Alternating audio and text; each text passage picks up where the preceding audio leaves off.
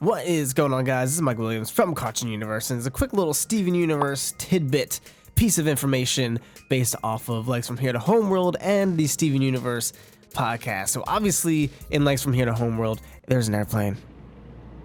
There's an airplane. Are we under attack? Are the nukes finally dropping? I live in Los Angeles. It's a hot area. Okay, we're good. So in Legs from Here to Homeworld, we actually finally got full confirmation that Centipeetle is indeed a Nephrite, like many of us had speculated. This was a really cool reveal, and this Nephrite actually confirmed that it was indeed a Hessonite that she was working under. We saw that in the Crayon flashback when Steven was trying to get her to tell him all about what happened in the Gem War, and we saw a gem that looks just like a Hessonite. It was pretty obvious, and this was 100% confirmed, and it actually looks like it might be the same exact Hessonite that was in the Steven Universe console game Save the Light. They have the gem placement at the same exact spot. The only discrepancy there would potentially be the cape, but you could easily chalk that up to either A, she reformed, or B, it's a crayon drawing. It was very minimalistic. It wasn't necessarily meant to show all the details, so there's no reason to look too deep into the cape. So it very well may have been the exact same Hessonite, and for a while, it was explained by Ian Jones Cordy and Rebecca Sugar that Save the Light and the games and such are considered quote-unquote level 2 canon, and basically what that means is it's sort of canon, it sort of happened, but it may not have happened if there's any discrepancies, and don't look too deep into it, sort of canon. And so it's considered basically not canon. If you're not familiar with different levels, there's different levels of canon. I know George Lucas kind of played around with this for Star Wars. Some things were more canon than others. It's really confusing, it's really weird, and it's super nerdy, but I kind of love it. Recently on a Steven Universe podcast a couple of weeks back, they actually confirmed, and they kind of just dropped it nonchalantly, that the game was canon. They said just straight up, the game is canon. You can check out the podcast if you want for yourself, but they didn't really mention it after that. So I don't know if they changed their minds or if they still meant level 2 canon, since it's technically a form of canon, but they just said, no, the game is straight up point blank canon. This is really cool to see because this means we would have technically gotten 2 Save the Light references in the show. And this would also mean that everything in there is canon. So that means Greg very well may have fought, which is weird, and teamed up with Peridot to throw the van, my boy. Obviously little things here and there, like certain dialogue prompts, who you choose in your party, different items you use.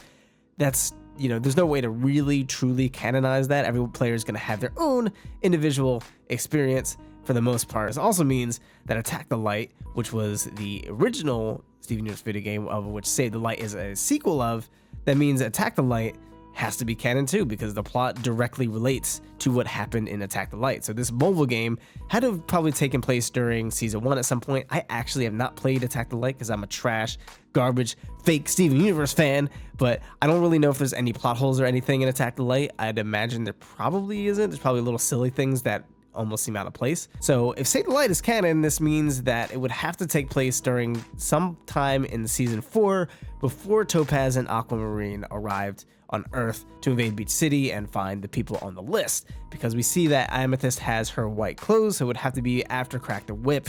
We see that they reference Bismuth. Steven knows who Bismuth is. They've been to Bismuth Forge. That whole thing already happened. So it was likely sometime in season 4, but before Aquamarine and Topaz invade Earth, because Lars is still there. He's chilling. He's not pink. He's on Earth. He's fine. That's all good. So it'd have to be sometime during that period. And we also see that Peridot and Lapis are still there at the barn. So that's another thing. Lapis had not left yet, so it couldn't have happened at that point either. So that's pretty cool. Now there is a dialogue prompt towards the end of the game. Minor spoilers. I'm not going to get into super detail because I still haven't finished it.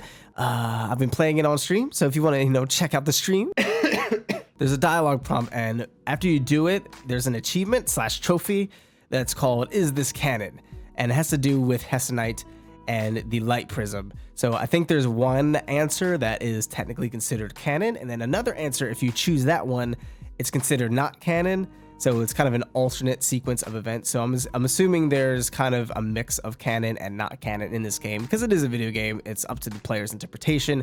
So I think that's probably why they called it level 2 canon. But the overall core, the main general summary of the story, the main plot, is considered 100% full-fledged legit in terms of the Steven Universe show. And this is really interesting because for a while, for the comics, the games, everything involved with Steven Universe, it was for the most part considered not actually canon or relevant to the actual show itself, but we might be seeing a slight change with that. Obviously, I don't think anything that happened with Save the Light is going to play any major significant role into the core plot of Steven Universe, but this brings an interesting question of the new Steven Universe comic that came out. If you're not familiar, Steven Universe Harmony focuses on this gem artifact called the Harmony Core, and it's shaped like a heart, and many people have been speculating, rightfully so, that this has to do with the gemstone we saw in the Steven Universe movie teaser, which obviously the movie would be presumably canon. It's part of the TV series. Technically it's a TV movie, so there's no reason to think it wouldn't be canon. So it'd be very interesting to see if this comic book actually ends up